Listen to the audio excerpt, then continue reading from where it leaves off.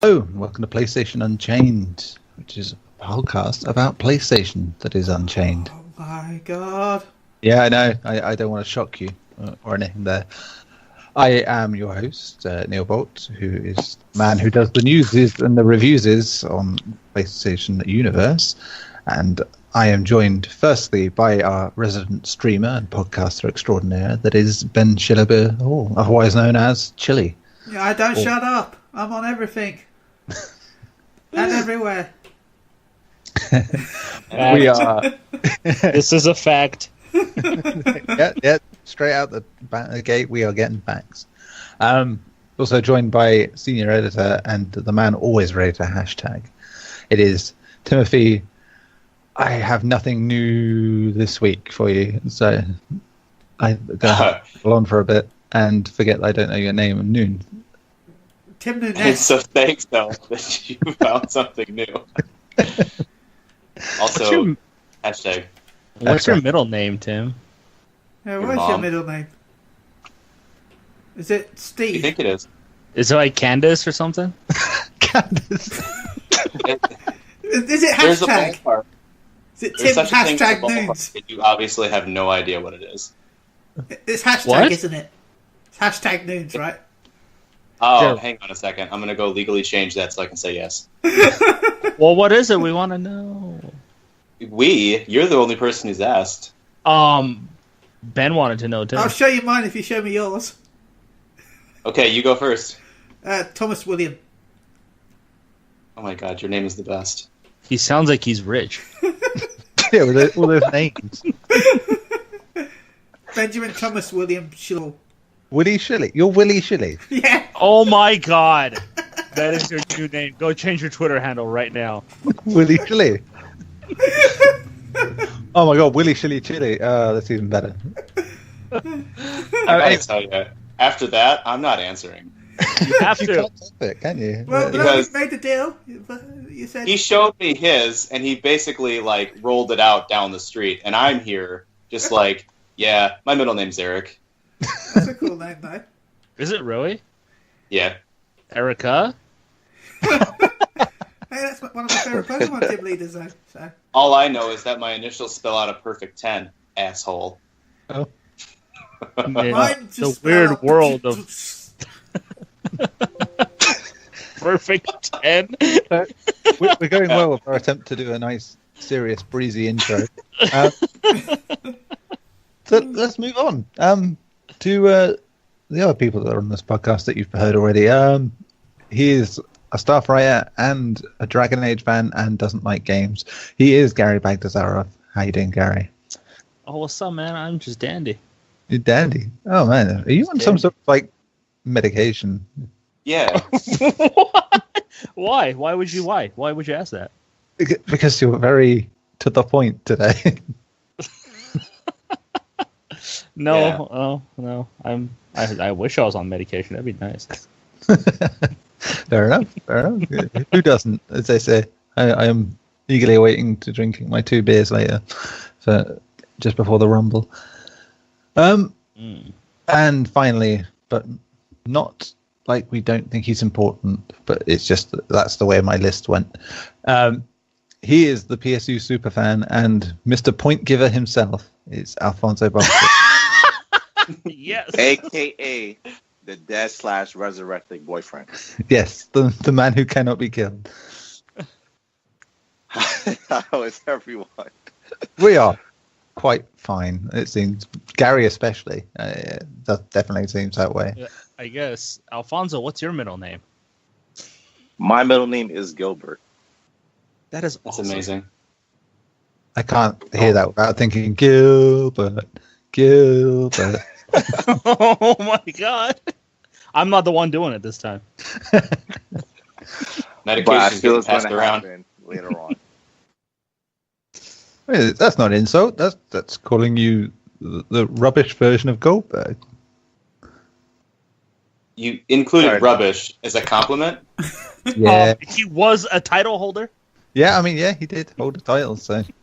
I gotta ask, what was that title? Cruiserweight, wasn't it? Did he win the Oh. Cruiserweight? Or was he Hardcore Champion? I can't remember which. I think he was both. As long as it wasn't like someone else called Gilbert, but I don't know who. I can't remember. Are you thinking of the film What's Eating Gilbert Grape? No, I was thinking some guy in a suit, but I can't remember what that's from. Oh, Gilbert Godfrey? That's it, yeah. The one with the voice. That Yeah. is very... yeah, Iago from Aladdin. There you go. That's what he said. Oh my god, I want to watch Aladdin now. Well, don't let us stop you. I'm sure you can watch Netflix, and it's on there somewhere on the toilet. No, I gotta wait. I gotta wait 7 years for it to come out again. But Tim, I mean Neil, that movie's not long enough for Gary's toilet break. We need to set aside 2 movies. Well, a marathon. You could get a double feature. the extended versions. You mean Aladdin 2 and 3? Yeah. Why would you do that to yourself, to be fair? I have a feeling you guys are making fun of me. No. That's fine. Welcome to the club. We're Okay, just out of the way early. don't put your issues on me, okay? What? Yeah, we'll just put the tissues. Yes. I feel so alone. Anyway, we're here to do some talkings. Not this kind of talking, so that will happen too, because A bit childish. yes, which is fine because we can do both. We've shown that in the past. We can talk serious and we can talk shit. Podcast can do both. Yeah. Oh. Oh. Tim has to do that for every bit of conversation going forward. Even if we're talking about like race relations and stuff, you have to do it in a Mickey Mouse voice. I can do that. I mean, we're not going to talk about race relations because that's not the subject here. But yeah. Wait, we're not covering David Cage? No, not this week anyway. Okay, good. I thought you could leave. So yeah, the slightly rebooted version of Unchained that we're doing now, you may have noticed I didn't mention an episode number this week, is that we're going to pick a particular subject and talk about that mainly, and then after that, the floor is open to talk about whatever shit we want to, which apparently has happened at the beginning of the podcast too. So we're sandwiching. With. It's a shit sandwich with a nice filling. That's the way we're advertising it. So, when somebody has done tapping, Ben. I'm sorry. Actually, wait, that wasn't me. Wasn't me. He's so used to it, he doesn't know if he's doing it or not. He just looks down his hand. Oh my god, I am. I wasn't even next to the PlayStation. But I've got Final Fantasy on. What's going on? I didn't remember logging in. Did I ever log out? Anyway, this week's subject is Bioware's Last Chance Saloon, which is obviously Bioware have had a bit of trouble in the last year or so. Some of it their fault, some of it probably not. Of course, last year they had the problem with Mass Effect Andromeda, and the way that came out wasn't really on them, I suppose, in a lot of ways. But it definitely damaged the chances of that franchise coming back. It's revealed this week that they're on course to make a new Dragon Age, which Garri will be very happy about, as we know. But of course, Dragon Age is their only good franchise, so now. Yeah, don't just leave it to Gary. Oh, no. That's like, okay, Tim, you can have that too. But we'll get there. Yes. They just need new story writers. That's all they need to do. Hashtag Iron Bull. All I ever hear about that game is the Iron Bull. Well, that's the only Dude. best. That's the only good thing about the game. I gotta tell you, Ben, I swear to God. Bull, dude, playing alongside Iron Bull made me question things about myself in a great way. It's an awakening. Yeah, hashtag Freddie Prinze. Who does the voice of Iron Bull? Oh my god. Oh my god, and just slays it. So good. I just think back at the roles he's played in his career, just like, wow, that's some departure. And for to him. think, he used to be a writer for Vince McMahon, too. Yeah. And he was also Fred in Scooby-Doo. So, Well, weirder things have happened. The voice for Tigger from Winnie the Pooh, I'm still Wizard of Oz, from Winnie the Pooh, he played the devil in Slaughterhouse, and it was amazing. I thought you were going to say my favourite cartoon ever made, God, Devil and Bob. well, I'll tell you something that's really dark and fucked up. The voice of Sonic the Hedgehog narrates Say Yes to the Dress, the show, a reality show about people picking out wedding dresses. To be fair, though, no. I can imagine that, really, that sounds... Sonic says you should buy this one. But no, it isn't that. Anyway, back on subject, as we are. Wedding dresses. Wedding dresses and Roger Craig Smith. Yes, he's also been Batman as well. I just realised that. He's done everything. He's one of them, like Nolan North and Troy Baker. He's voicing the world.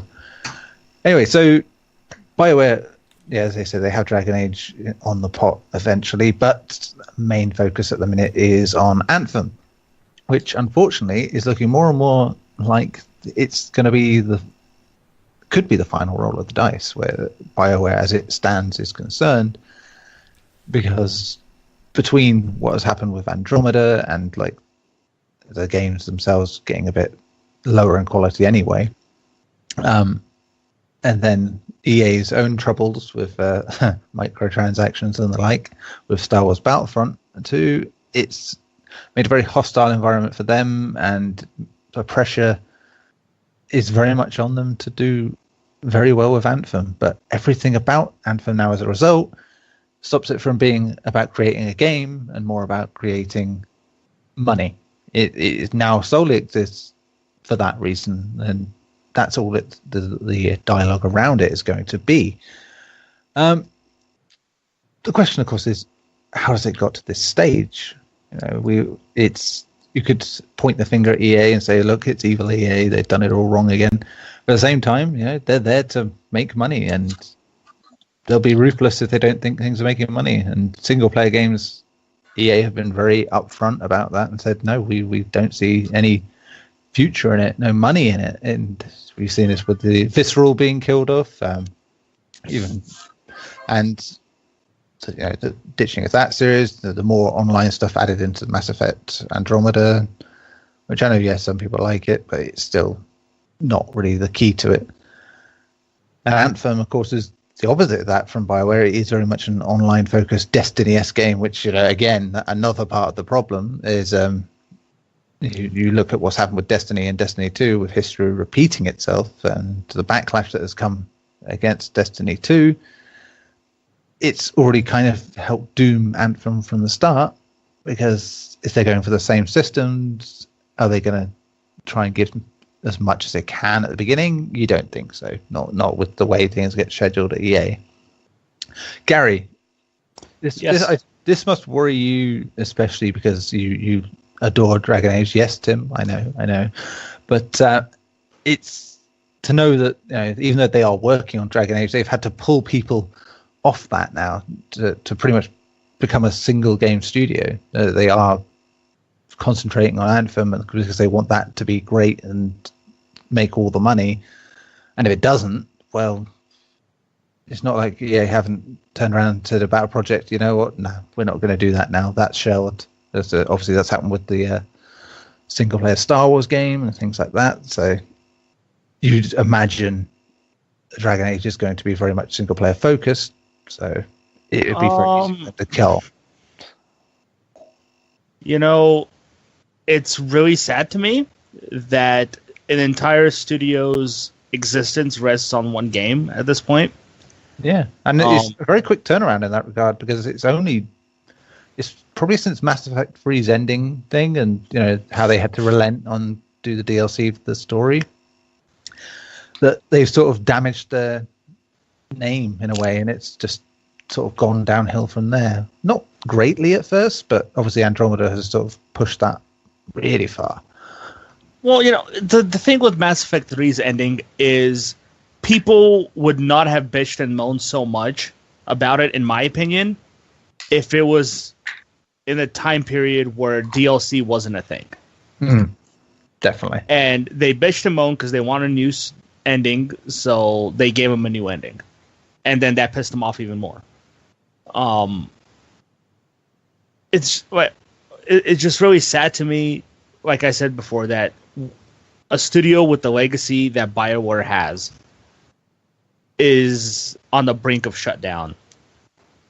Because, in my opinion, I'm not even going to blame EA. I blame the consumer because of consumers. Because they, in my opinion, pushed EA to be what they are now. Yeah. By, we're going to give them a little bit of microtransactions, so they bought a whole bunch of it, so they made more of it, and then they turned around and attacked them for having it. I mean, it's nothing new with EA having them, because the sports games have had Ultimate Team for many years now, nearly a decade, and it's like it was just accepted wholesale, and I think it just went under the radar very much for a lot of people. They didn't really, because they weren't into sports games, they didn't really see it. But slowly, EA were like, well, this makes money. This is a way to sustain games beyond the normal realm. What did people think was going to happen once EA saw how much money they're making more money off a $2.99 pack than they were on their $60 game. So to me, I blame us, the people who bought that stuff. To a degree, the only thing I would say is that they don't seem to know how to downsize properly. And I think, considering they have an approach that does seem to now be focusing on indie games, they have Faye coming up. They started with Unravel, of course, and A Way Out, Joseph Fares' game. They know that there exists an area where they can do smaller games and promote them as such. So I said the same to you before, that should BioWare not do well with Anthem, shutting them down just seems stupid. Downsizing them and letting them do smaller, more ambitious projects might help. Just let them do something rather than make every studio that doesn't do it well enough go and work on another franchise, because it just doesn't help them. They don't end up. The main people will leave, and then all you have left is just the that's the problem. The main people have already left.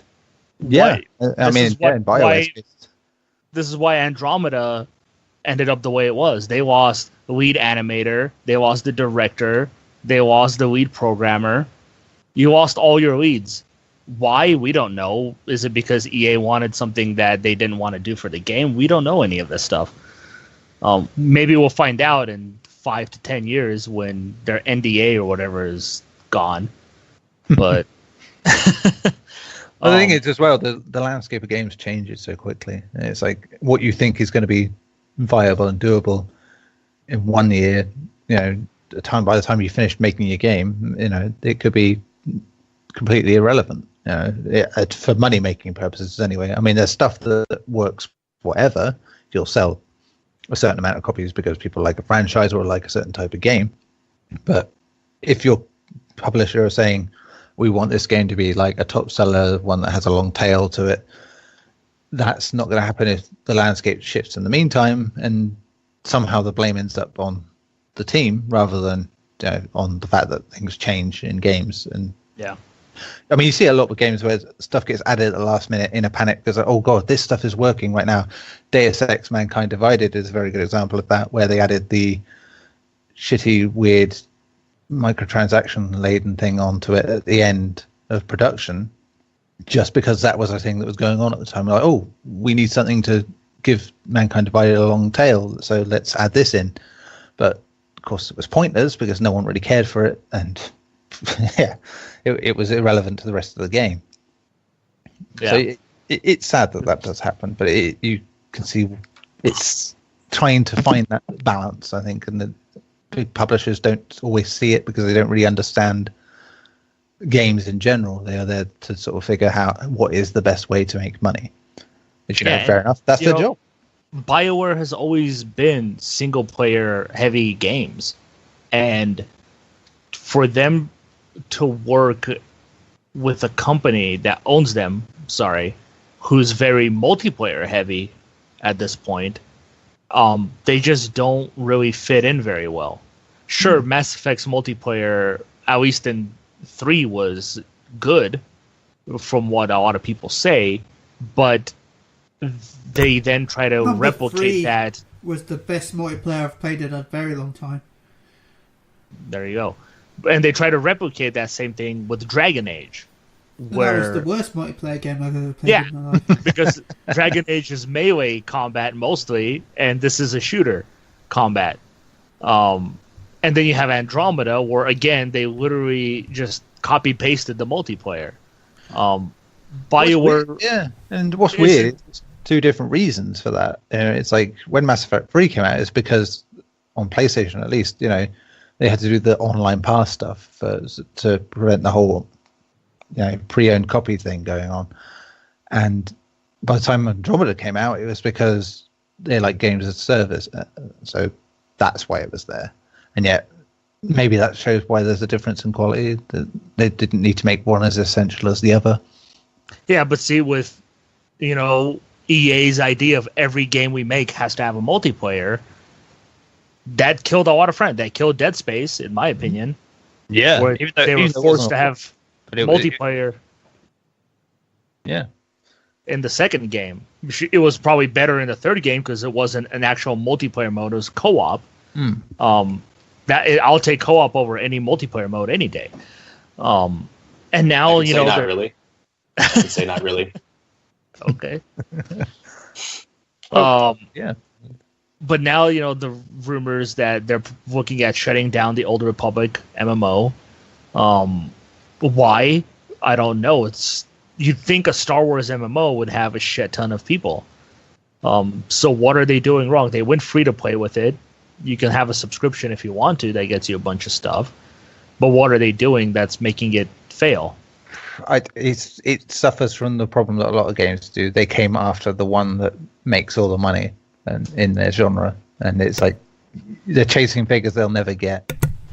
Still, Fantasy 4. It's just the problem is free to play MMOs. As much as I don't mind some of them, they are always the worst. They are. I agree with you. They are. Yeah. The difference but being, somehow they still succeed. Yeah, I think the difference there is Final Fantasy 14 being a success. Yeah. Different mindset because it's a Japanese MMO, and I think they don't adhere to the same rules really, especially where Final Fantasy is concerned. We know that Square don't apply the same rules to that series as anything else in their catalog. So yeah, you can see why that works where others don't. Whereas in Western society, and again, much of the problem with what's going on with BioWare now is because it's the Western way of games industry now. It's it is very money orientated first and foremost, and Microsoft brought a lot of that over last generation, in making it into this big sort of everything's Western, all the big games are Western, RPGs became like that more and more. And as you said, with the likes of Mass Effect, or the likes of the Elder Scrolls are getting popular, and it's only now we're sort of getting this sort of resurgence of Japanese titles of the same ilk, and when everything is going to shit in terms of adding all this stuff to games that should be single player over here, and now so no wonder we're getting that now with Japanese games. It's great that you said, because Japanese games have single-handedly proven that people still want single-player games. Yeah, I mean, whereas everybody was like, "Oh, everybody's into multiplayer. Nobody needs single-player." And of course, you had those games like Titanfall, where people were pissed off it didn't have a single-player, and Battlefront as well. People were pissed, and thankfully, with their sequels, we got a single-player in both of those games. But sorry. Just to go back to Dragon Age really fast for me, I'm not as excited for this next one.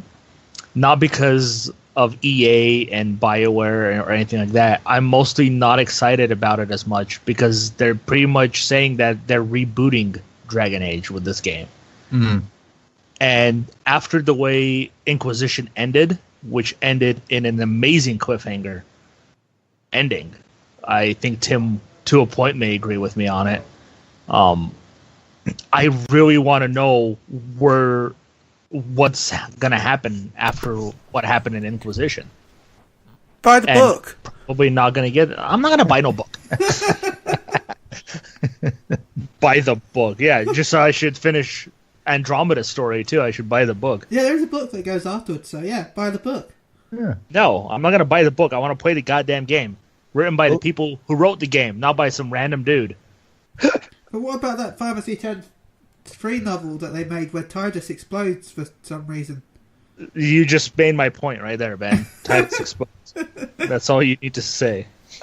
Just sort of segueing into that now that you've just been saying about Dragon Age Inquisition, and you mentioned Tim there and his opinion on it. If we segue into Tim now and see his feelings on the whole thing, Tim. I think it's horseshit that the company is putting BioWare up as collateral for the success of Anthem. Yeah, even if they're not directly saying that, they are pretty much. It's become that situation because of the things EA have done, even outside of BioWare. As we said, the Battlefront 2 stuff has been so controversial that it has basically affected Anthem before it's even come out. And because it was very much going to be a game that used a lot of those models by the look of it. Pure shit. And so this means basically, from a business standpoint, instead of having money delegated per game, they have one whole pot for all games. And if one game botches, every game suffers. That's some bullshit. There's no insurance claim for teams working on other things. There's no company-wide insurance claim. Making sure that money is always going to be there in some form or another. That's awful business model, and I don't know what the hell EA is even thinking. From a business standpoint, and even from just a general creation point, there's no sensibility behind what they're doing. And by the way, I don't know who's doing the clicking, but it's not me. So I don't know, it just kills me because you got a team that's working on something, and they obviously enjoy working on these games, the Dragon Age team, but then you have this other team that's trying to create something new, sure, but you have no idea if they give a shit about it. And the success of a game that's probably going to be lackadaisical at best is just holding another game hostage. And that sounds like the gaming industry in 2017, 2018. Yeah, I mean, we only saw it this week with Epic Games shutting down Paragon because Fortnite is the one making the money now. And it's like they didn't even let it get out of beta phase. To be Paragon fair, is still in beta. I wouldn't use that as a comparative because Paragon took a turn for the worst on its own. Oh, sure. I just mean in the sense of that you can see why companies cut their losses, with a game or a company. To be fair, though, at least everyone got their money back with Paragon if you apply for it. Yeah, one thing that I think Epic might be able to afford it at the minute. So. Yeah, but I know they can afford it, but it's still something they didn't have to do. No, that's very true. But whenever you pay if you don't get out of like beta phase, if you don't get out of beta phase, then you probably should be refunding as standard. You should be, but at the same time, when you purchased it, you're the one that sort of understood that things can go wrong with stuff like this.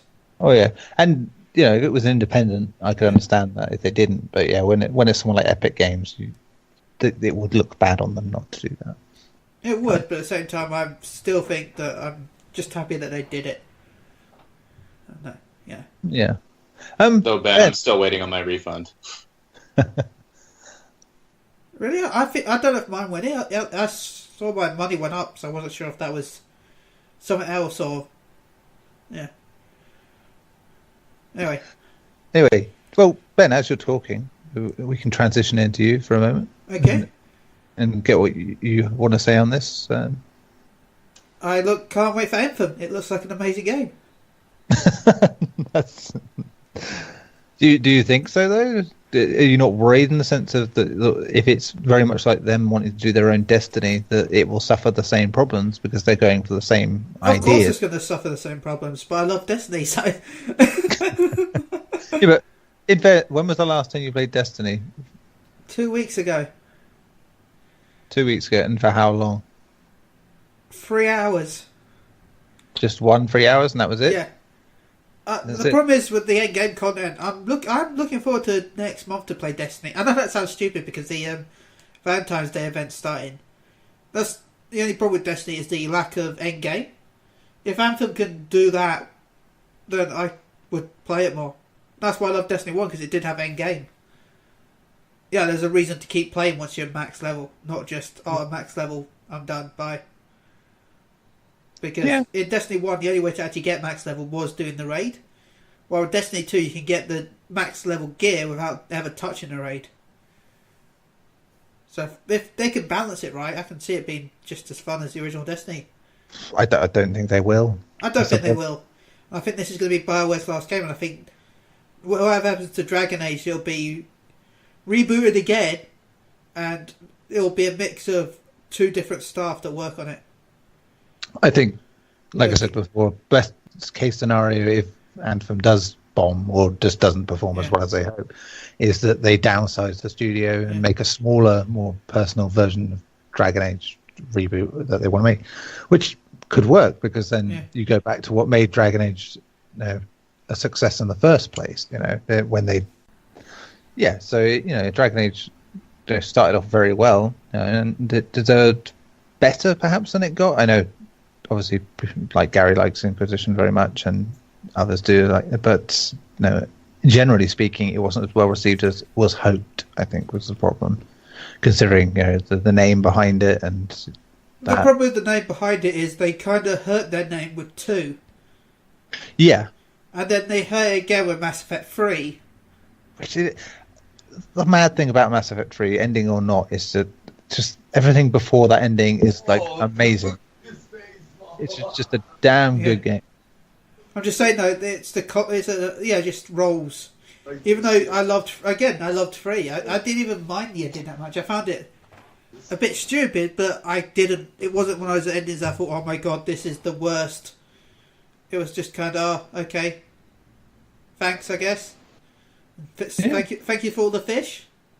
Thank you for all the fish, the space fish. But yeah. I think it's just unlucky that they've had this sort of streak. And if anything happens to Anthem, that's it. Yeah, it's unfortunate. Alfonso, what's your take on this? I'm looking forward to Anthem, but very little, maybe like 20-30%, and the reason is because of EA.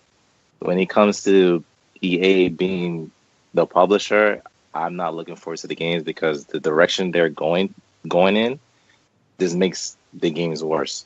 And the perfect example right now is Battlefront 2. I was looking forward to buying it and playing it because I heard it was getting a single player mode, but what they was doing with the microtransaction, I end up not getting it. So I really do not care for Anthem.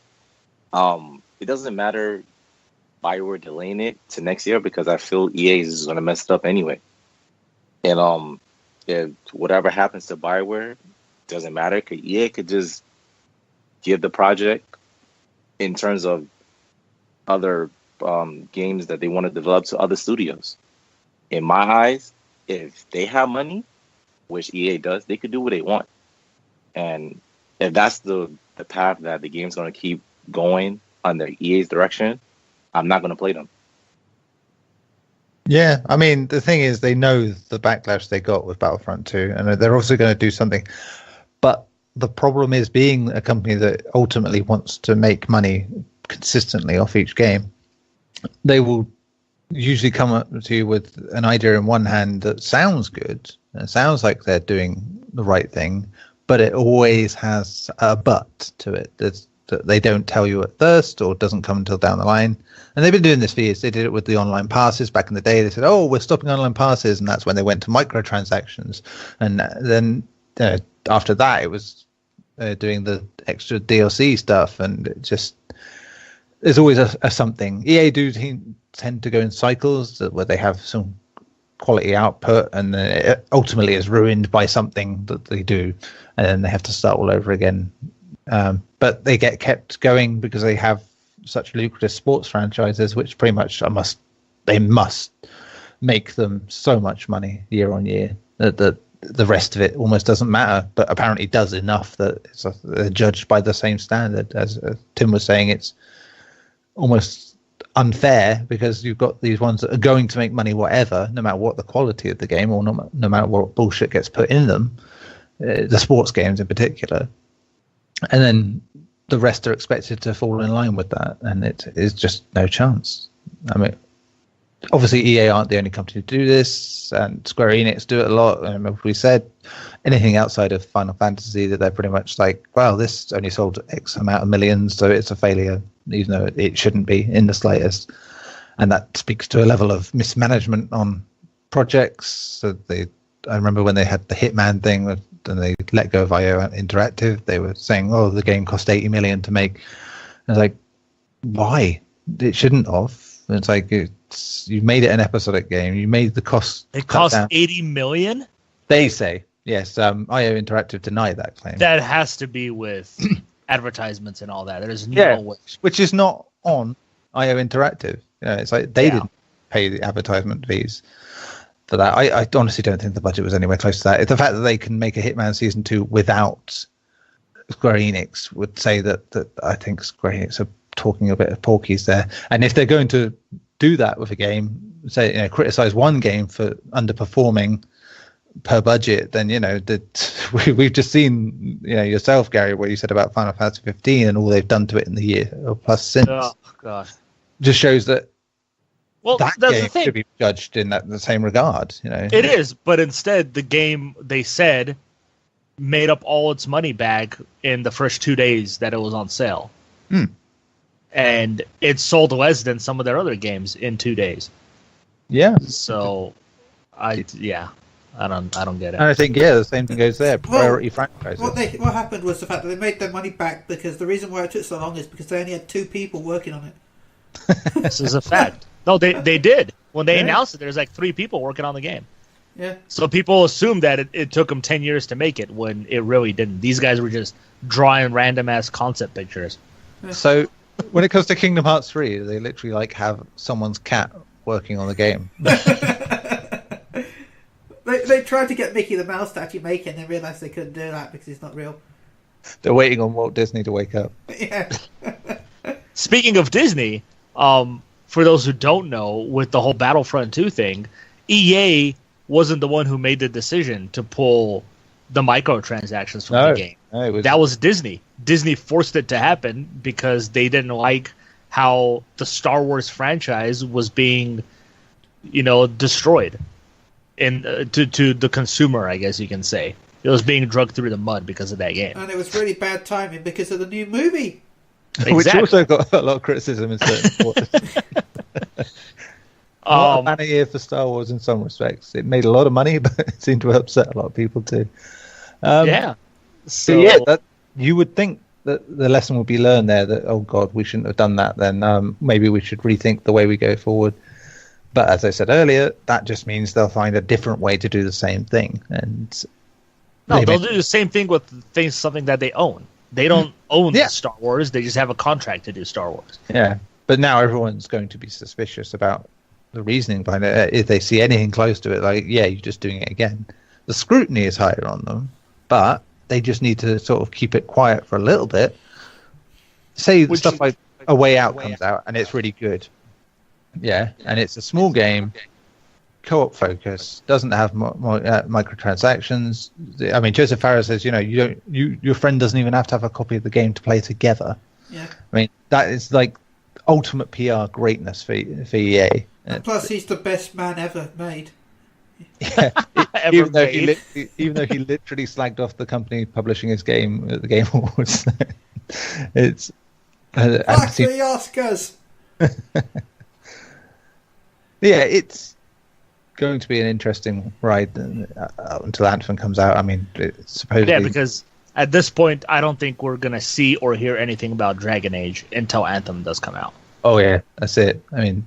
And that's what makes me sad, because if for some whatever miracle they finish Dragon Age before Anthem, they're still not going to release it.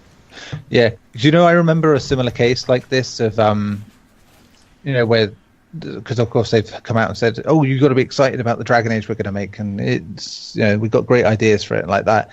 Criterion said the exact same thing about their open world multi-vehicle racing game.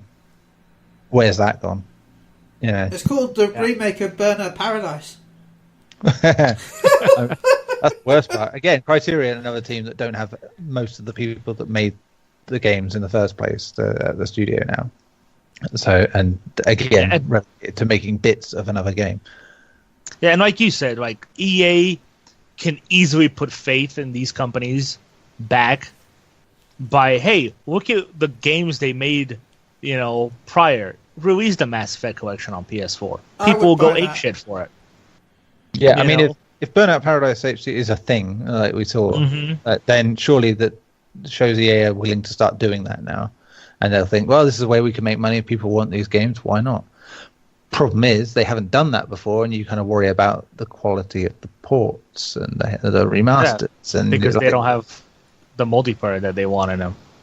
Yeah, I mean, Warner Brothers have shown that well, they can do that. They can add loot boxes retroactively. Look at Call of Duty. And that didn't go over well, Ben. Look at it. It didn't go over well at all for them. I said they could do it, not that they should. The problem is that other companies are looking at this and they're like, wow, they messed up. Let's do the same thing, but hide it and make it look like it's not the same thing. Like Activision right now is probably laughing about the whole Battlefront 2 thing. Because at least time, when it comes to Call of Duty. But when it comes to Destiny, EA is laughing at them. It's like, oh, look, they're messing up. Let's make sure we don't do that and do it better than them, but still screw people over. It baffles me that World War II, Call of Duty World War II was not in that conversation, because just playing it, I was like, oh my god, what the hell? This is as bad as everything everyone else is saying, in terms of how obnoxious the stuff is in there, in terms of loot crates and nonsense. It's not even that, I find. It's just the fact that it's on Normandy Beach that makes me go, what? I mean, that to top it all, it's like that you can go for high score attack playing with your weapons and shit like that on Normandy Beach is just crass, to say the least. And so many plaudits for the story mode, the campaign mode, and it was just okay.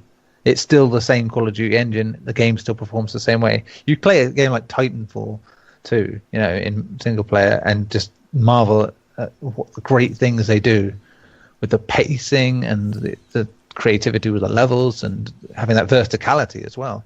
And then you play something like COD World War II's campaign.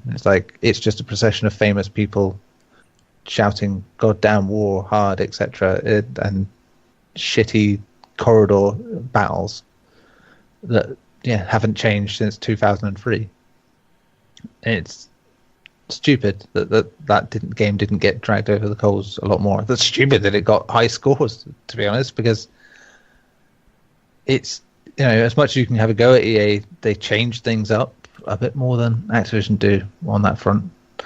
So it's well, it's not like they couldn't keep it as the same as Activision does. I mean, no, Activision are the most brazen, most ruthless of all. They very much live for their games that make them all the money. Any game that doesn't get the promotion even.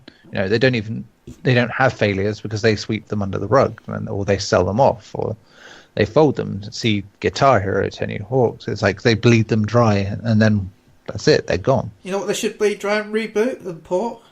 Spider-Man 2. Well, they can't, because Disney have pretty much clearly looked at what Activision have done with licenses for Marvel stuff and gone, we're never letting you touch this shit again. I mean, how the sentence with EA also went. Yeah, I mean, yeah. So Square Enix must be laughing now they get to make their Avengers game. We can make all the games, and we can take 20 years to make Kingdom Hearts 4 with Marvel characters. Oh no, that's not going to happen. Yeah, Disney will be like, no, you're making this in 2 years or nothing. And Disney Square will be like, but how? How's that possible? How can you make a game in 2 years? Which makes me mad, Christ, just thinking that between the gap between Kingdom Hearts 2 and 3, in that time, Disney's animation department has come full circle and is good again. And it's like... It really is insane how long it's taken them to do the third one. Not how long it's taken them to make it now, but the gap between the two is just insane. If they go up, I've never seen a franchise with that kind of a gap before. If that franchise sells like Tomb Raider, I'm going to laugh. And then they praise it. It's just going to be hilarious to see. Anyway. No, we've known about Duke Nukem for like 12 years before it came out, man. Yeah, but we known about Kingdom Hearts. No, we didn't know about Kingdom Hearts 3. I'm sure we talked about Kingdom Hearts 3 not long after 2 came out. Yeah, and then we had like 6 spin-offs before that happened. I think, the thing with that game is very different. Because all those games came out in between. Anyway, back to that. Garri, let's round off on this subject. Do you think they can make Anthem into a success? Yes, I do. When you put a developer into a corner and they have to fight for their life, I think they're going to create a badass game. And that's exactly what's happening to BioWare right now. We mentioned it that, they have 2 teams working on 2 different games. I always think when it's a studio that's big, but not, 500-600 developers big like Ubisoft has, it's important for that studio to focus on 1 game instead of 2. Yeah. In this case, I obviously would much rather it be Dragon Age, but Anthem, if Anthem is the game that they have to make successful to survive, I think they can do it. It's all just going to be about consumer at this point, and whether EA goes in and forces them to do things that they don't want to do. Well, that's it. If they change their minds about how to implement certain ideas that now are frowned upon so much at that company, they're going to have to change the game fundamentally on some levels, and that, again, which is going to cause problems. Unfortunately, what happened with Mass Effect Andromeda. They had one of the biggest franchises on the market, and they tarnished it in an instant, pretty much. And that franchise is probably dead to them at this point. Well, yeah, he's on the ice now at the minute. It's just... Yeah, I mean, if BioWare is successful in the next maybe 5-6 years, maybe they'll revive the franchise. But right now, I do feel like they can succeed with Anthem, as long as they don't take games like Destiny and Battlefront 2 as the example for success. Yeah, and again, that again is my worry with Anthem, is that they have pretty much said that they are chasing that Destiny dollar, and it's like, but have you not seen what's happening there? And like only this week, they're saying the game's player base has gone down faster than Destiny's ones was at a month before the launch of Destiny 2. It's gone in the toilet.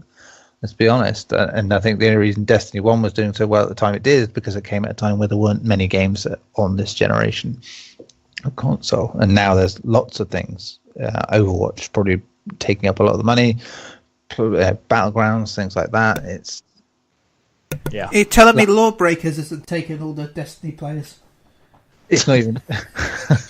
It has 0 players on the PC right now. But yes, I do think they can be successful. Do I think they will be? No. No. That's fair enough. Unfortunately. Tim? And that really breaks my heart. Yeah, I can understand that. Tim, what do you think? Can they do it? I probably will, one way or another. Whether it's actually being successful or sponging money from somewhere else. Yeah. I mean, it seems mad that they can say that a game loses money and all this, considering the money they must have. And it's just, what do they spend it on? It's like, dear. But yeah, I mean, they're allowing it to delay by the sound of it at least, but it still has to be in that fiscal year. So it's, it could either come out at the end of the year, it could come out as late as March next year.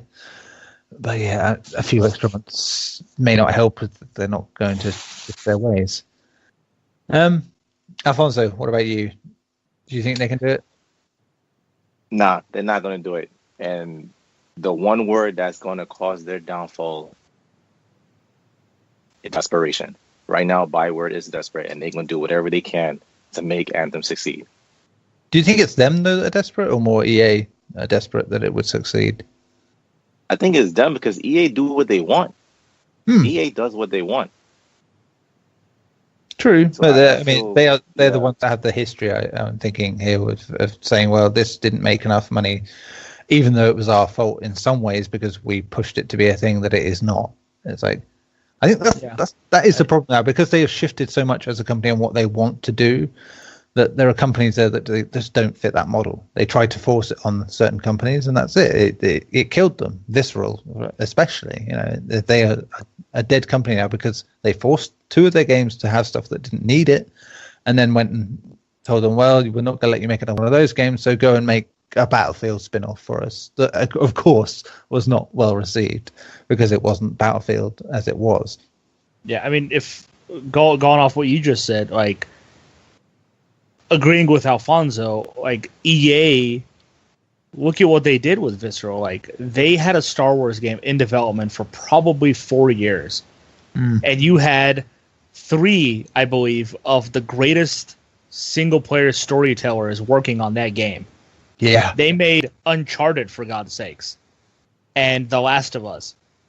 And to cancel their game... Yeah, and to cancel their game, a Star Wars game at that just shows you that they have the money that they don't care. Yeah. But then they want to have a lot more money at the same time. I think it's problem being driven by investors. I think we said this the other day. That's the main thing. They are driven by investors, and therefore all decisions end up being that. You can't work to the same rules as Sony have their investors, obviously, for instance, but clearly they allow a bit of freedom to do stuff that's single player focused, not microtransaction focused, not nickel and diming. But then is that just because they are a console company first and that they can get this money in that way? But if that's the case, why don't Microsoft do it, who have infinite amounts of money? And they could be making any kind of ambitious projects. Well, they have shown off their infinite amount of money this week, actually, haven't they? With that new Game Pass announcement where you'll get the first party games for free. Yeah. Well, not for free, but It's a good point, because this is another case of Western development showing, a good idea in theory, but then you think about it for a while and think, well, how are they going to do this without this and like that? It's because there's always a way to make money elsewhere. Like, it's in the loot boxes, or at least you wish it's in the loot boxes, but you have to buy more because it wasn't in it. Yeah, and it will make it. It'll have a damaging effect, because if it works in the long term, it will probably reduce the quality of single player games on that one. And though you don't see the others following suit, it sets a bad example. And Microsoft have been very successful, but they've done it to the detriment of certain aspects of the gaming industry. And nowhere if you see that more than the focus on online games and getting the most out of that, from players, which is a large shift from what PC gaming as multiplayer systems were like, and what even console multiplayer was like at once.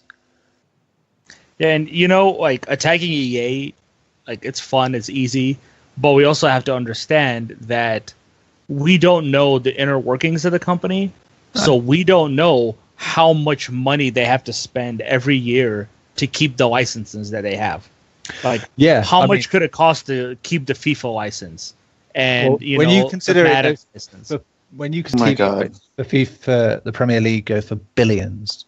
Yeah, and FIFA license only gets you so much. You then have to individually negotiate for each league and stuff like that. And even they have omissions, because Konami tied up the Champions League and the Europa League and that. So a good way to circumvent it, which must eat at them, I'm sure, because they're like, well, go on about having this authentic sporting experience, but it isn't really, it hasn't got everything that you want.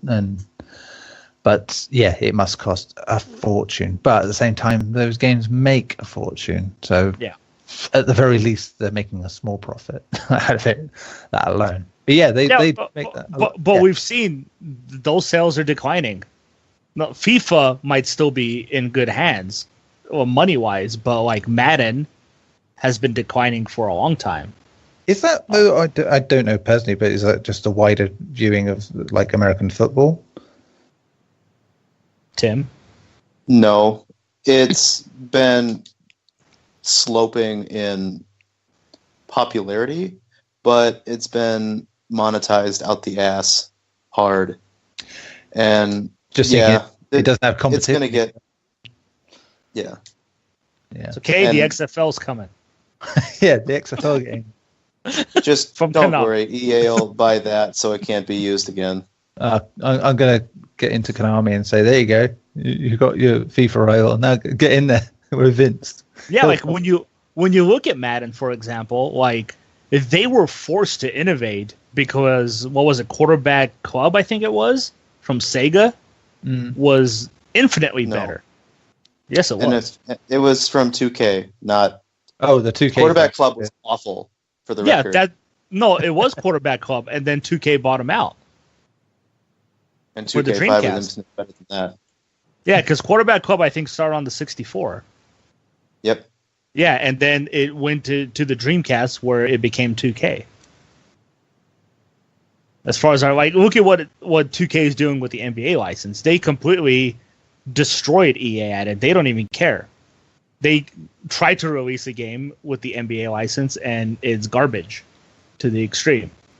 And yeah, I mean, say what you like about Konami, but PES being good for so many years was the reason FIFA had to up its game. Yeah. Mm-hmm. And until like Ultimate Team came in, and then they were like, we don't really have to give that much for shit anymore. It's like, yeah, so it is what you guys. I agree with what you guys said. There is no competition, and there needs to be that in order for them. Like, if there was a company that can do what Bioware does as good as them, I think EA would keep Bioware around to prove that they're better than them. Yeah, but then another problem, EA are one of the guiltiest of this, is they like to follow trends rather than set them. So, which is a good way to go for most things, but when you're solely basing everything on how much money will this game make, you always miss the point with those sort of games. Just you see that with every game that tried to copy Call of Duty. EA tried to beat Call of Duty twice. First with Medal of Honor, and they killed it, and then with Battlefield, and they pretty much destroyed what Battlefield was as a result. It's its own thing now. It's a very good game, sure, but it isn't the Battlefield that it was when. It's not Bad Company 2. That's for sure. I mean, Battlefield 3, just seeing what happened there was bad enough. It is the player base for Battlefield changed on the turn of a dime, I think is the phrase, and it became a COD game, which is mad because it's a team-based game. But then you see that in any team-based game, it seems. There's a lot of people who just still treat everything like their own personal show. But yeah, at least when it wasn't. And some companies were smart. They got out of the game before EA could destroy them. Like the NCAA. They stopped doing the license with EA, even though the NCAA games outsold the Madden games every year that they came out. As far as I remember, that's what was going on. There was actually litigation that came through misusing the rights. They would have kept going because that was more successful for cheaper than Madden was. But they're still trying to get it going, and they can't get out from under the NAACP bullshit that they got themselves in. It's hysterical. But it's too bad because the NCAA games were fantastic, far and beyond Madden. And it doesn't even take, it obviously doesn't take much because those games weren't complicated and they were obviously focused on college ball, which is almost laughable when you look at Madden being professional and having a lot of money behind it and still not performing. What's that shit? If Madden had a legitimate competition, it would be trash. And Because it goes back to what I was saying. It's like they aren't innovators. They are pretty much what's the best-selling thing on the market? Let's do that. Like that. And yeah, you can see it because I mean, look what they did with Plants vs Zombies. As much as it was fun and it worked, they turned it into a shooter. It's like an iPad puzzle game turned into a shooter. Yeah. And hey, I'll say it again. Everybody says, "Oh, Nintendo doesn't have EA games." It's like Nintendo doesn't give a fuck. Obviously, they're still making good money. Well, yeah, that again, the utter contempt that they showed when they knew they'd have no competition for football games on the Switch was to release a subpar version of FIFA. So, again, I mean, if Nintendo releases Mario Strikers right now, what's going to outperform? Well, not FIFA. They've already got the best football game going on there because they got Rocket League. So There you go. I mean, the second best, to be fair. But I just always love that argument. Like, oh, they don't have EA games because their hardware sucks. It's like, what do you think of EA right now when they're closing your favorite studios and destroying your Star Wars franchise? And in fairness, I'll say this in closing for this argument is that I get it. I get where EA's intentions lie. They are very much for that very large portion of the audience that want that kind of thing. They want multiplayer focused stuff that they can just pour money into constantly. I know people that aren't, like major gamers, but they play the EA stuff, FIFA especially. Oh yeah, because it's something they can invest in all year round, and it's like that's where the money comes from. People just go nuts with that stuff. And I don't remember what developer said it. It was recently too, but they said something along the lines of the minority is always louder than the majority. Oh, sure, because the minority people always see the minority stuff.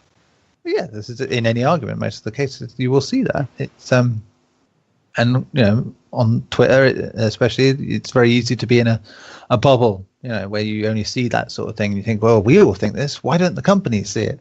It's like, but you go to say a Facebook comment, a Facebook group of like they're showing some video of X game that you don't like that's really popular, and it's mad. Honest to God, anytime I see stuff between PlayerUnknown's Battlegrounds and Fortnite Battle Royale, it's children arguing about whose game is shittest. It's literally. It's like, oh my God! I don't know who did that cash bar sound right there, but it was perfect. It was perfect. But yeah, so in conclusion, I think that was it. We all said what we needed to say. Ben, what do you think? Will Anthem do well? Nothing. Yeah. Yeah. Fair enough. So yeah, there you go. That was our okay. Yeah, that was our first long form discussion. There you go. Which it was good. Yeah, a couple of tangents, but we did all right. I think there we got the main points out there. We don't know what we're doing next week yet. Well, I'm sure we'll figure something out. We'll start having to stockpile a few of these ideas and see how it goes. Let's go to the predictions league. Of course, we are on week 3. Yeah, sadly, everyone knows the results already. So I was trying to prepare ahead of time. And then he got completely shocked. Shocked, I tell you. So, of course, in week 1, Mutant League Football did not get any scores. Still didn't. We've revised that to be the PC version scores rather than scrap it. Garri will disagree here, but it's not like you were going to win anyway, Garri, with a score of 65. So that's because probably what it's going to get on console. Technically, I won that because it's got a 0 score. I'll tell you this. If it gets an average score, we'll go back to it and revise that, okay? But as it stands, it's on 75. I was closest with 77. I've won that one. Of course, then Ben got Digimon right with an accurate score of 72. Right. I forgot about Digimon. Yeah, and then yeah, one of them. Digimon are the champions. So last week we picked Dragon Ball Fighter Z, or Fighters, sorry, as it's actually known. And Monster Hunter World as our double header. It seems double headers is what we're doing for now, so we'll keep at it. So Dragon Ball Fighter Z, I did it again. So, I'm sorry, I can't not read it like that. It's like, why would you deliberately make it look like that? It's also like my review that I've submitted. The name is supposed to be in caps lock, like you're shouting it. Dragon Ball Fighters. That's 90% of the show. Well, in that case, I'm supposed to be like, 2 hours later, Fighters. I always find the episodic Dragon Ball stuff is very much like just watching a bunch of lads outside a pub on a Friday night trying to decide who's hardest. Just say, no, mate, I'm way more fucking powerful than you. I'll knock you out, mate. Knock you out, won't I? Fucking have you. No, mate, you won't. I fucking knocked 3 guys out last week. And then it ends when someone comes in and smashes someone in the face with a beer bottle or like a Saiyan power. I don't know, whichever. So Dragon Ball. I call it Fighter Z because, of course, Dragon Ball Z. It just makes sense. Yeah. No wonder it's confusing. The actual score was 88. Very good score, in fact. Alfonso, you were so close. 89. You were there. Garri, you were so close. 87. Tim, you were out, man. 79. And I was fairly out too with 84. But Ben, yes, for a second consecutive game, got the score dead on. 88. So I told you I'm using the power of my stomach this time. So basically, the rule is give Ben stuff from Japan, he will know the score. Apart from Monster Hunter World, which 91 is the score. Ben said 82, Alfonso said 82, I said 85, Garri said 86. Tim was closest, 2 points out on 89. Of course, Tim very much likes the Monster Hunter World. Like might be an understatement, to say the least. Yeah. So if like can be 90 hours since I got it, then yes. I wish I could be playing that much. I played Dragon Ball for about 70 hours, so I can't say much. Well, thanks to my wonderful game rental service not doing what they should, I won't be playing It's okay, you can play Battlefront. I get to play Star Wars Battlefront instead. He drew the bad loot box. The worst. 3 possible games, which was Dragon Ball, Monster Hunter. That was the only other one because you can't have just 2 priority choices. You have to have at least 3 or 1. And so, fuck off. Fuck them on that one. I'll be sending that back in much the same manner I did FIFA by installing it, playing it for 10 seconds, and then going, nah. And so back it goes. So anyway, points-wise, that means that Neil and Tim are on 1 point. Ben is on 4 points. Yes! After just 2 rounds. It's crazy. Catching up to my whole year's points. You are literally like, I can't remember what the score was, but yeah, I think you are like a couple of points off of your entire score for last year in the first one. But it could be Mike syndrome, where you get all your points early on and then nothing for the rest of the year. So we shall see. There's plenty of games coming out. 2 of which hopefully be this week. Dissidia, Final Fantasy NT. Well, I assume that that's not some stupid way of saying it. It's not Final Fantasy NT.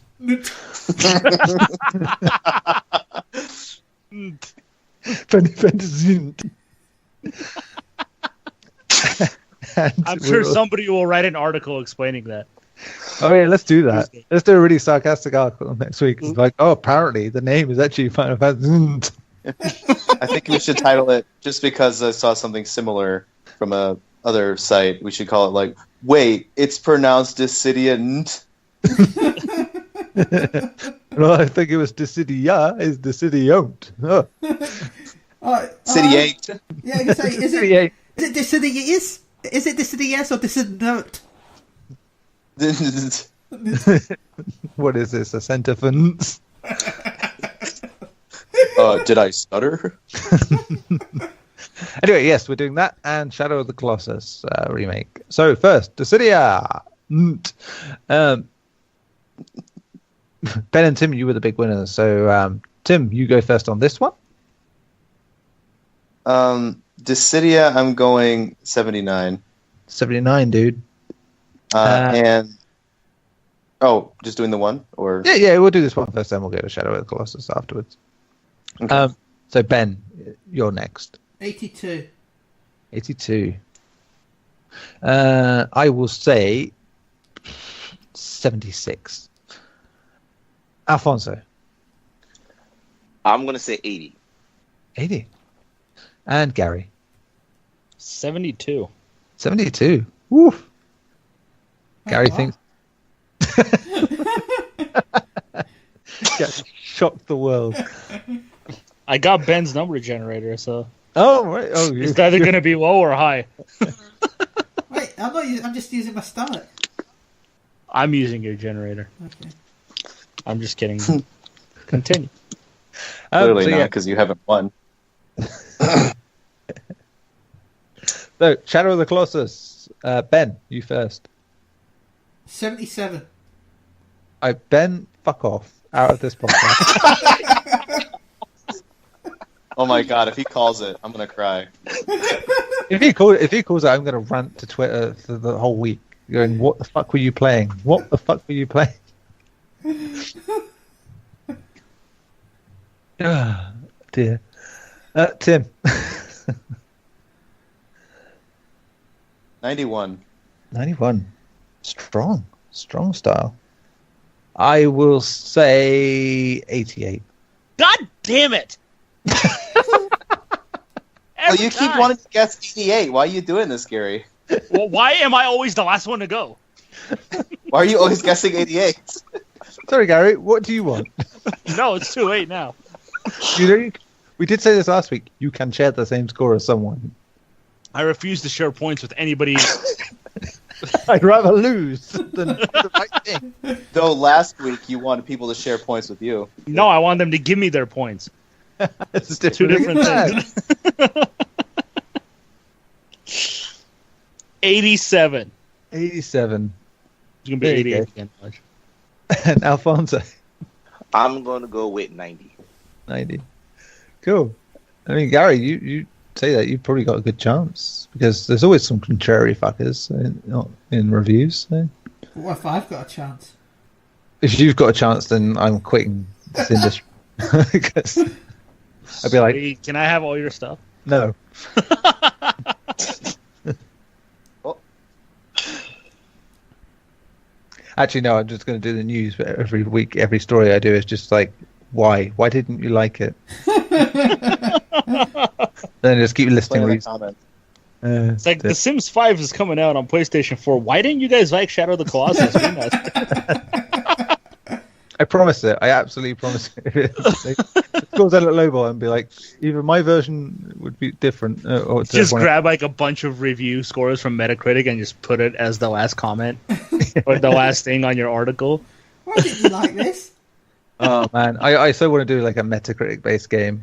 But as I remember seeing on hearing it on BitSockets podcast, where they basically like describe someone's shitty review of a good game, and you have to guess what it is. It's just like, Oh, that'd be fun. We should do that one week. oh, we could do it now if you want. That'd be our show ending thing. There you go. That'd be a show ending thing. So I'm gonna do that, and we're gonna pick a game for each person, and you can guess what it is. If you pick Helix for me, I'm gonna hate you. Well, no, because I did say good games. Yeah, he did say good games. There, Some people consider it a great game. Those people are dumb. Those people are living in a different dimension. They're probably the same people that last year went, it wasn't really a good year for games. And it's like, I can't believe I see people say that. I really can't. It's like, why are you even? Why? What Fuck off. games do they want if they don't? What? I hate people. So, in the interest of fairness on this game, we'll make sure it's games that have been on PlayStation things because it makes sense. Yeah, and we'll do all dual platforms. Okay, but not that. Okay, let's see. So we won't be doing Tony Hawk's Pro Skater 2 on the Dreamcast. Oh no! Yeah, okay, let's go with that. This is the first one. I've got to try and find reviews that don't have people being mentioning what it is. We could Basically, blank it out. yes. Okay, to Garri, we'll throw a softball for you for this first one as a You test want to one. go first. Yeah, so you wanted to go first. Okay, so great looking game and very fun to run around the city, but the gameplay is the most boring I have ever played. I play games on the hardest level, and this game is just horribly slow, like that means anything. In the beginning fight, it takes over 10 minutes to kill 10 goons. The harder level does not mean it should take forever to kill people. It should just be harder. This game is extremely slow and boring. If you're on the harder levels, other than the graphics, this game wasn't worth the money. This man gave it 2 out of 10. What game, Garri, is he talking about? Can I get like a year or a console? It's on a PlayStation console. Oh, okay. Well, you got In this too many decade. answers. In Yeah. this decade. Yakuza. No. Can we all Damn. guess for a laugh? Yeah, But yeah. ours don't count. We go round until someone gets it or doesn't get it. If nobody gets it, I'll say the answer. Okay. Ni no Kuni. No. When do you kill 10 goons in Ni no Kuni? I have no clue, so I'm not going to answer. Infamous? No. The answer is Batman Arkham City. Ah, Oh my god. 2 out of 10. These are good reviews. His wife is 2 out of 10. That would rile you, Gary. they gave that a really good score then. Right. Next one. Who answered second? It was you, wasn't it, Ben? Yeah. So we'll get you to do one now. So this is a 3 out of 10 review for this game. Or is it? No, 2 out of 10 because this one's better. Oh, Okay, sigh. How the hell do I start? Oh yes, this is the worst piece of crap ever. Seriously, critics, were you high when playing this game? 96-point average? What the hell? This game is so flawed I could use it as toilet paper. Why is the game so terrible? Well, to start, the QTEs that give you no time to react and brutally punish you for wanting to enjoy a cutscene. Seriously, you could at least warn us. At least you had the sense to even make us start QTEs of our own accord, like in boss fights, or if you don't have time to react. Plus, I thought this other game was an amazing game. Oh, and let's not forget, blah, blah, blah. I can't say the name here because it would give it away. I hate X's guts. Screw this awful game. 2 out of 10. Ben, what game is it? Spider-Man the movie game. Good games, Ben. Critics hated that game.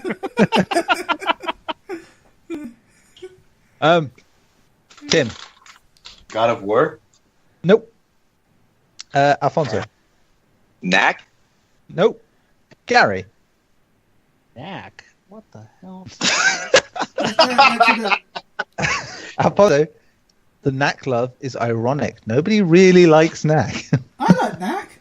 Persona 5. No. Damn it. It is Resident Evil 4. I thought you Oh my said good God. games. That game has a 96 on Metacritic? At the time it did, I believe, yeah. Yeah, it still does. PS2 version of Resident Evil 4, 96. My God. Such a good game, Gary. Shut up. No. I thought It you was said okay. good games. Okay. Batman well, Arkham City has the same score, so would you believe? I was so close with Spider-Man though. Me. Okay, Tim, you're going to go next for the next one. Okay. And again, I'm softballing everyone a little bit, apart from Ben, because Ben only likes certain things and he'd guess straight away if I pick them. So it would. So let's find one good one here. Basically, let's make Ben's harder. Which is fun, because I just like making rubbish jokes. Rubbish All right. answers. Okay, this is a 4 out of 10 review by Spartan111. This is one of the most boring games I have ever played. This is a common theme with games, isn't it? Just because the game is made by an Asian does not mean it is clever. What was so clever? Oh, thank God for the sprinkling of racism, because that's what I need in my reviews. Is it the 1 million hour cutscenes? Is there any gameplay? Oh yes, that brief moment of the cutscenes. Oh, come on, this is just too easy. The random weird typical Japanese names. What the hell? The bleeping menu, the weapon selection. I can't believe he bleeps that out after racist as all hell. It's like, The fact that the only thing you can do is crawl and hump the ground and smoke all the time. And the disease that accelerates aging. Let's just say that invisible fairies kill all life on the planet. The graphics for 2008 was good, but when played in 2010, it doesn't look so good compared to Uncharted 2 or God of War 3. Tim, what game is it? Oh God, I had an idea. Now I don't have it anymore. I will note I am leaving out any words, big blatant clues like names and things. You don't want to be a boss. Shit. Before you got to the last bit, I was going to say Metal Gear Solid 3. Then I feel like that would have been way too easy. Now I don't know. No? Hump the ground. Hump the ground. Because of the hump the ground thing, I'm just going to say Metal Gear Solid 3. It is not. Garri. Wait, what year was this? I already said it. If you didn't hear it, that's it. No, don't do that. 2007? He said it was played in 2008 and then again in 2010.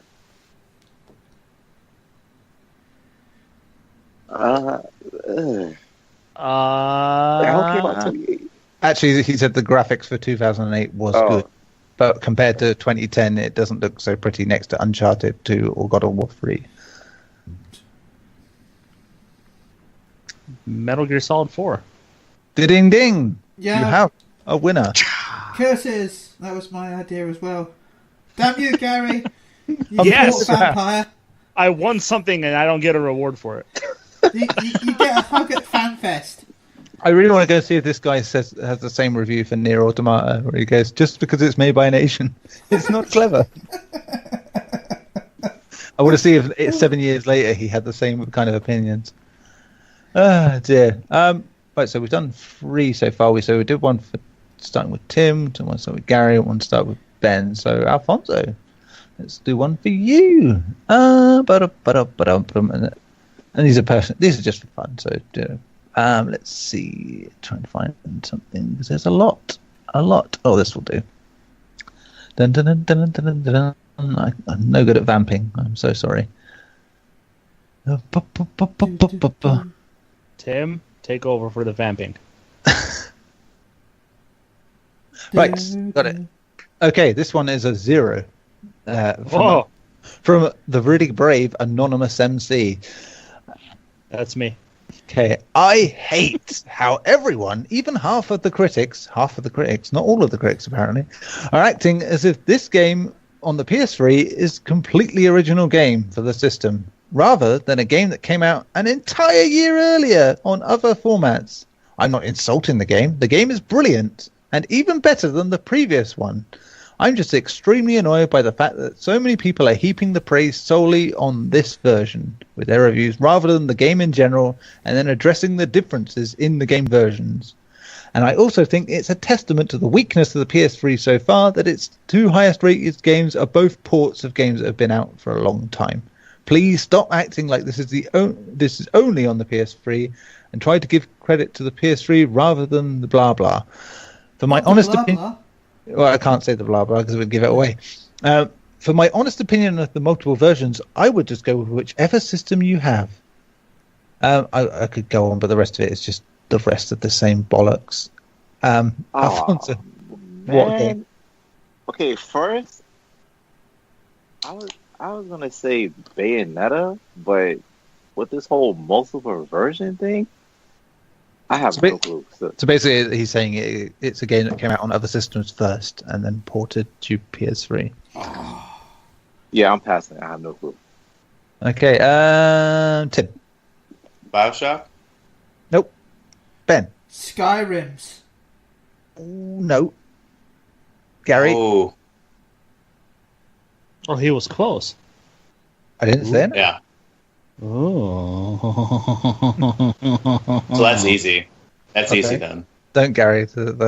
That's really sexy in my ears. I'm a little bit aroused. I'll admit that. Shit, I don't even remember what the hell they released back then. It just landed on PlayStation Now, Gary. Oblivion? Yep. Yes! Yay! Victory! So that guy Welcome. loves the Thank game, you. but gave it a 0 out of 10 because people were praising the PS3 version. Yeah. 'cause Wasn't it the was better. PS3 version best because it had the HD packs?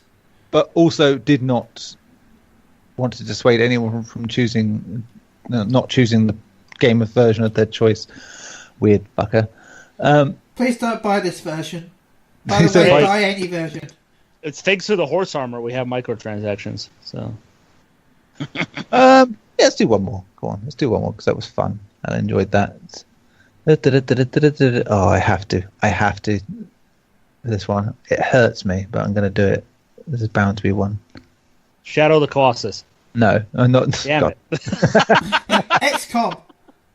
No, I wouldn't do that to myself because I just say they're wrong. Isn't it? Subjectively. You say that to us all the time, though. Okay. This is going to be a first to answer sort of thing. A slow and boring interactive story where the user walks around a house as the narrator delivers on a grotesquely absurd thing. There's absolutely no point to the story. There's no interesting or thought-provoking ending that might just justify the pain of having to sit through it. You just finish the game with the sensation that you just wasted several hours of your life. Oh, I want to say something, but it hurts me as I'm saying it. Walking painfully slowly through someone's place, I found Firewatch far more interesting. And would Oh, easily it's- end it about this. What Remains of Edith Finch? Yeah, what reminds me of Yeah. Finch. Yes. Excuse it is. me. I'm gonna hack this person, find their IP. Yeah, that's what I said. I knew what it was going to be and I didn't want to say it because it hurt my soul just knowing in my head what it was going to be. Do you want to know the score? 1 second. 1 Zero. out of 10. 0 out of 10. I hate this. Dumb out of I'm 10. going to kill this person. Damn. It's not even the worst one. There's one that is just like a wall of text underneath it that's in it. So I just couldn't bring myself to read it. Guy has a point, though, man. That game was doo-doo. Harry, thank you for being on Unchained. I With haven't the even reboot, played. it seems we're going to losing one member. And just like that, we've introduced the duck. Quack. The duck has joined us. Gary somehow left for some reason, and now we have the duck. The duck is here. Quack. Alfonso didn't like it either. Hey, don't put words in my mouth. I ain't say that. You didn't defend anybody when they said anything about it. He wanted to be a silent third party. It's fine. Exactly. And I respect that. Okay. Yeah. Quack. Right. One last one because this is too fun. We'll do this again next week, I think, because this Oh, is yeah, I just want this to be our ending thing next week, maybe. Yeah. But from now on, apart from our like pimps and shout outs and all that, this will be our end Did you thing. say our pimps and shout outs? Yeah. Okay. We like to shout out pimps at the end of the show. Come on. All right. Okay. Again, fastest finger. Wait, who did win that last one? Because I was saying the name of it and then. I think Tim said it. Okay. So yes, it doesn't matter. No, we're not scoring anything. This is just purely for fun. We've got enough competitions going on as it is. Right. So this is a 4 out of 10 review for this game. Even though this isn't a bad game, that's a great start. It's not a good one though. It's not much of a game either. The sentence of blank, blank, blank, I can't say it because, again, it would be too easy, gets old very fast. It wasn't even funny at the start. Voice acting is okay, but not great. Animations are crap, but the paper-like 3D animations on the character are done right. No. Yeah. And they are cool to look at. So apparently the animation is crap, but not crap. So this game is more of a kid show other than a game. Gameplay is just pressing buttons at the right time. There is nothing else. Just some cheap words to make the strange raps. You even need to time it perfectly, which is mostly random, so this game doesn't make any sense. None of these raps are catchy, but the free one is okay. The rap of the rapper. Yeah, It rapper. Was either that or was it going to be Unjamming Happy, but that was a rock star. So, you want to hear the finishing line for this review? This game is for kids, but on how hard it is because of the bullcrap timing with the gameplay, it just makes me disagree so much. He disagreed with his own point that it's for kids. Oh my god. There. So That this was person went on to work for IGN then. Clearly. And write the Too Much Water review. So yeah, that concludes. We'll have to come up with a name for this mini feature for next week. A bit of fun at the end of the serious stuff. That's the way to go. Right, so we have ended this weird middle prototype version of Unchained that might not be Unchained next week. Could be called something else. We don't know. We'll see. Can I just say this tweet I just got? You know the fake Kaz Hirai tweet? Twitter? Yeah. I just got this tweet. The Last Guardian, Detroit, Horizon. At Sony, we love single-player games. We love them so much that we'll take our network offline to force you to play them. God bless them. Yeah. Dear. Right, and so let's go to the end. So, Ben. Hello? Where you are our premier streamer. Where can people find your streaming? And where else can they find you? You can stalk me at twitch.tv/PSU Live. I'm trying to stream every day. Weekends are the only times that I won't be streaming, probably just because I have a bajillion podcasts to record, which you can find me on Dragon Ball Podcast, PlayStation Unchained, Moogle Go Around, Phoenix Down Radio, and this week I guest appeared on Maelstrom Radio. And you also had the Chili Clues Wrestling Predictions. Yeah, Chili's Clues Predictions. So if I'm not busy on the podcast, I'm either busy on Twitter at Chili UK, or I'm busy doing reviews, or I'm busy streaming, or I'm busy chatting constantly on podcasts. I'd like to shout out to Klaus. Your prize will be soon. Shout out to Flatters and Shinto at Maelstrom Radio.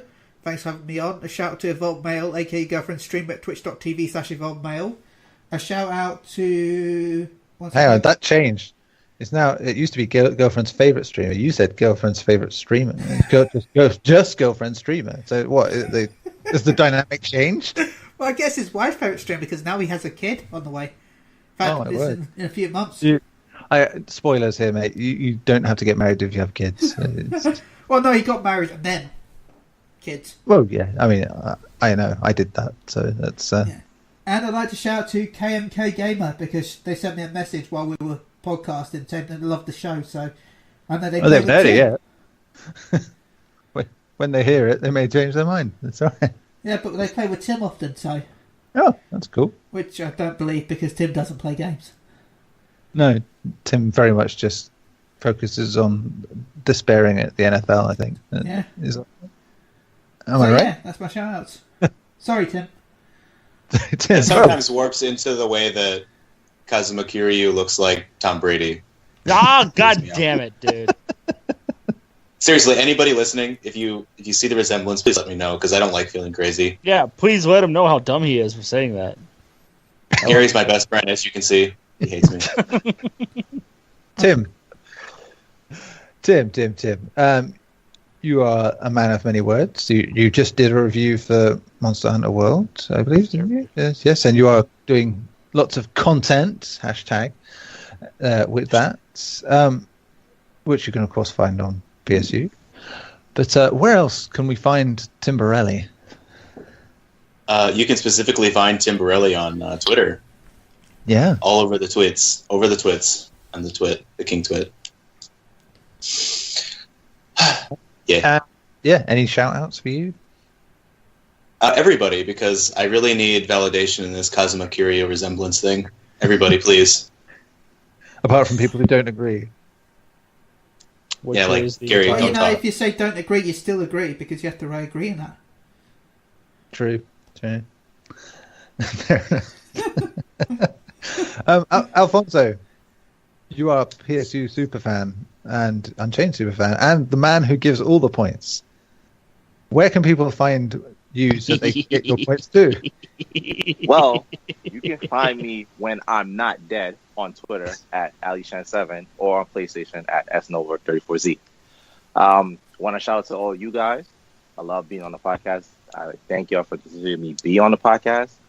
To Ben, even though it passed, happy related birthday. I hope you enjoyed it to the fullest. Thank you. And just a key note to anyone who has siblings: do not trust them because they will screw you over. I trust my sister. That's a very specific thing. I'll say that. Sure. I can agree and disagree here because I could say that about one yes and about one no. So, is this because you can't play Dragon Ball Fighters on your brother's Xbox now?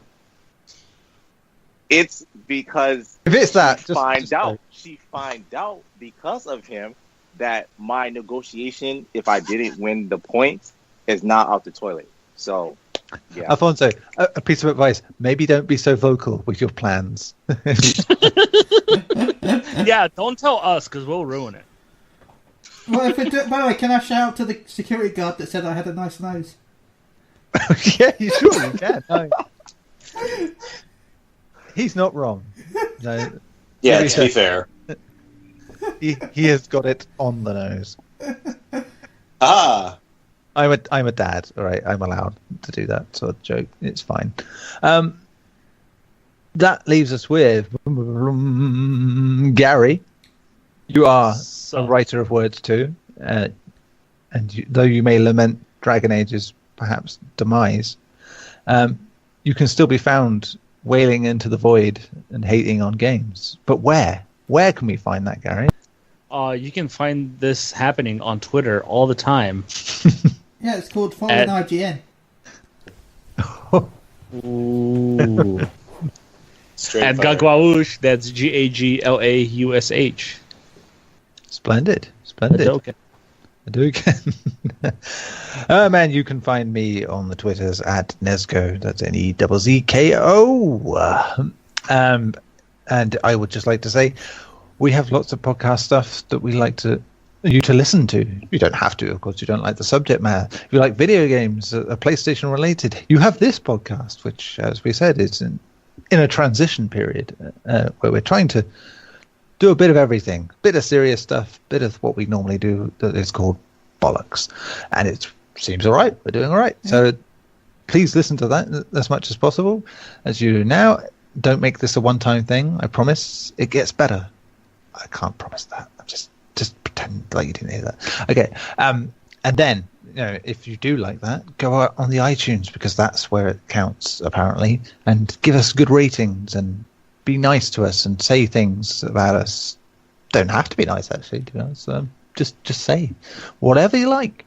But also, if you have a wrestling bent, we have Chili's Clues Wrestling Predictions, where Ben Shillabeer-Hall knows nothing about wrestling, and he gives predictions on pay-per-views based on that lack of knowledge against me, who knows something about wrestling and doesn't have the same problem. You should tell them the scores, because I should update so far. Well, yes, we're currently halfway through this weekend of Takeover and Royal Rumble.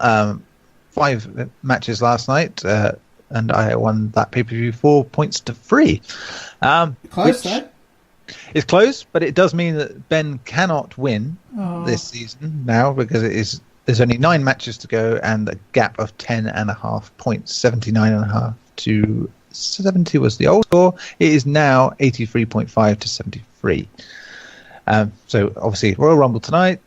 The rest of those points we'll find out next week. And season will begin. Right, can I get extra points if the person I vote for wins? I mean, the exception was the Royal Rumble where you picked Apollo Crews to win, which isn't happening. But if it does, do I get an extra point? I mean, like I said, Ben, I will forfeit the entire season if he wins. I don't want it. No, if he gets 1 knockout, I want 1 point. How's that sound? Okay, that's fair. We'll let you get within a half point of winning. But the problem with that, Ben, is you pick some of the same people as me, so you're still not going to win. Yeah, I don't care if I win or not, but I just... All right. You just want the extra point if he knocks someone out. I'll try to keep a count out on because you said the fact that, he won't. Yeah. Fair enough. If he gets 1 knockout... I'm not saying for everyone, just the one. Yeah, just the one. Anyway, we also have the Dragon Ball podcast. Does it have a name? A particular name? No, it doesn't. No, just literally the Dragon Ball podcast. What I've been doing is I've been taking our topics, looking at episode names, and then renaming the episodes based on the topic. Yeah, fair enough. So basically, on that podcast, you guys discuss the latest Dragon Ball Super episodes, and I imagine talking about Dragon Ball Fighters as well. So and some Xenoverse. And some Xenoverse, yeah, sure. That's cool. I'm sure that's allowed too. So Yeah, so if you like Dragon Ball, these guys love it, and they talk a lot about it. So In fact, I've been playing Dragon Ball this entire time. yeah, and you will. It's already out, I'd imagine, by the time you hear this one. This comes afterwards, even though technically it's being recorded after this. It's the weird way time works in the podcast world. I have gone on long enough. We will see you next week for whatever this is going to be called. Until then, tatty bye. If I don't see you through the week, I'll see you through the window.